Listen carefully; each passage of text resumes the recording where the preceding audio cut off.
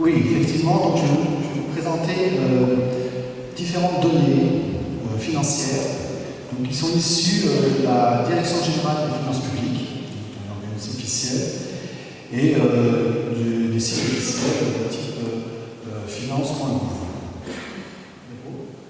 Alors, première affirmation que l'on entend, que j'ai lue, que j'ai entendue souvent ces derniers temps, des dépenses de fonctionnement dispendieuses pour Grabel. C'est faux, parce que cette Direction générale des finances publiques a fait ce commentaire. La commune supporte des charges de fonctionnement sensiblement inférieures aux moyennes régionales.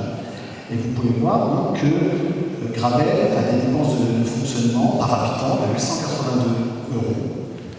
Et la moyenne régionale des communes de la même strate se situe à 1132 €. Donc on voit qu'on est en dessous de la moyenne régionale de 28%. Une deuxième affirmation aussi, c'est l'explosion des embauches municipales.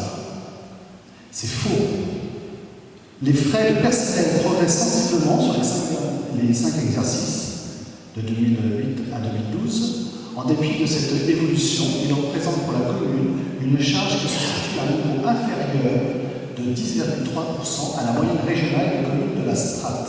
Donc les communes de la strate, c'est les communes de 5 000 à 10 000 habitants. Et donc, en 2012, nous avions des dépenses de personnel à hauteur de 504 € par habitant, alors que la moyenne régionale est de 556 € par habitant. Et tout cela en intégrant le personnel de la crèche et du centre de loisirs, qui a été intégré au niveau du personnel municipal. Donc, même avec cette augmentation d'effectifs, on reste en dessous des moyennes régionales. Et je peux même dire la moyenne nationale, toute région confondue, on est exactement à la moyenne nationale qui est de 504 € par habitant. Une autre affirmation, René en parlait à l'instant, explosion des impôts. Augmentation de 80% de la taxe d'habitation. C'est entièrement faux. La taxe d'habitation, en 2008, se situait à hauteur de 240 € par habitant. Elle est, en 2012, à 261 € par habitant, la taxe d'habitation pour la commune. Donc, ce qui fait une hausse de 8,7%. Et ça, ce sont des données qui sont disponibles sur le site officiel de Finance.gouv. Donc vous pouvez tout à fait le vérifier.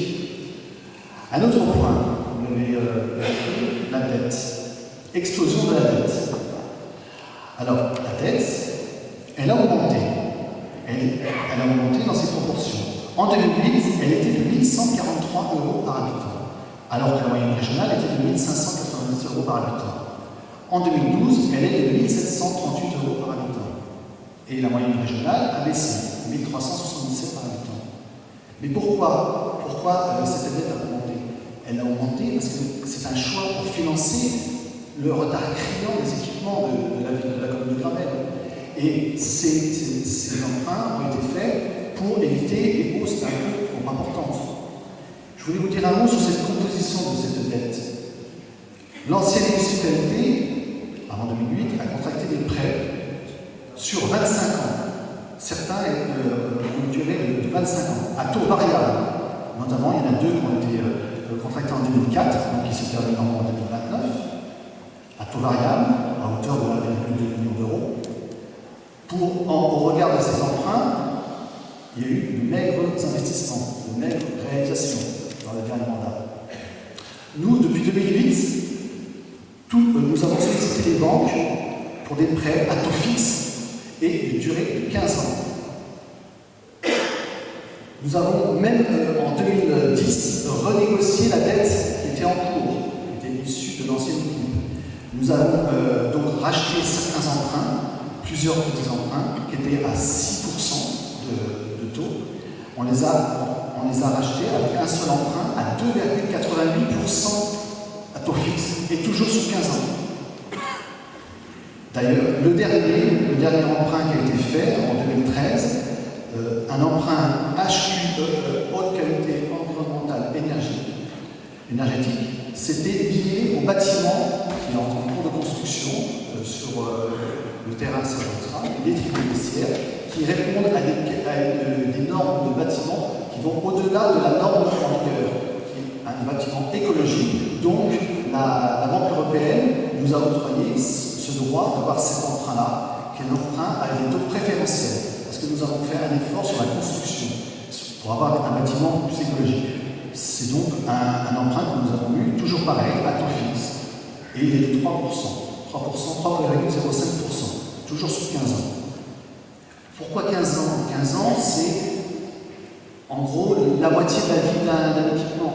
Un équipement qui a environ 30 ans, si on considère qu'il va vivre 30 ans, et 15 ans, c'est la moitié de la vie de ce bâtiment. Donc c'est assez cohérent de faire des emprunts sur cette période. Ce qui fait qu'un équipement qui est fait aujourd'hui est payé par les contribuables d'aujourd'hui et il sera payé aussi par les contribuables sur la durée de vie du bâtiment. Les contribuables, les personnes qui vont arriver plus tard sur les travail, qui vont utiliser ces équipements publics, pourront participer aussi au financement partagé en faisant avec le remboursement de ces emprunts. Diapo suivant. L'autofinancement. C'est donc, on a vu la dette, donc les emprunts, c'est une source de financement pour financer les investissements. Une autre source de financement, l'autofinancement. C'est donc l'excédent de fonctionnement qui est dégagé tous les ans, en fin d'exercice, sur les dépenses de fonctionnement, les recettes moins les dépenses de fonctionnement. Sur le mandat de 2008 à 2013, nous avons dégagé un excédent de fonctionnement de 5,5 millions d'euros, une moyenne de un peu plus de 900 000 euros par an. Ça correspond pratiquement à une année de budget de fonctionnement sur les 6 ans. Donc ça, c'est une source de financement, parce que cet excédent de fonctionnement qui est observé en fin